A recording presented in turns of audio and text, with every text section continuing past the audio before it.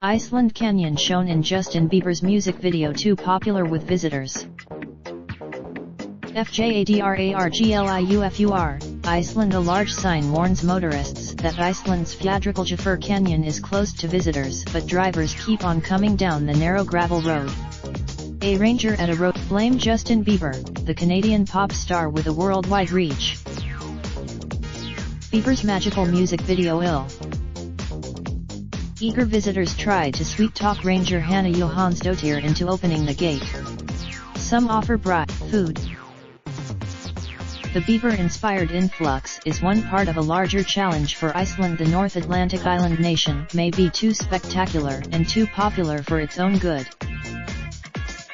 Last year, 2.3 million tourists visited Iceland, compared with just 600,000 8 years ago. The 20% Environment Minister Gudmundur Ingi Gudbrandsson said it is a rash. Bieber has the third largest Twitter account at over 105 million followers, after Katy Perry and Barack Obama, according to frienderfollow.com, and he has over 112 million followers on Instagram. In the viral video, watched over 440 million times on YouTube, since 2015, Bieber stomped on mossy vegetation, dangled his feet over a cliff, and bathed in the freezing river underneath the sheer walls of the canyon. Over 1 million people have visited the area since the release of the video, the Environment Agency of Iceland estimates, leaving deep scars on its vegetation. After remaining, Icelanders are reluctant to fault the pop star, who enjoys enormous support on the island. About 12% locals underestimated the canyon's potential as a major attraction because it's relatively small compared to those formed by the country's powerful glacier rivers. But unlike others, the selfies and drone images have stopped for now, but more exposure is coming.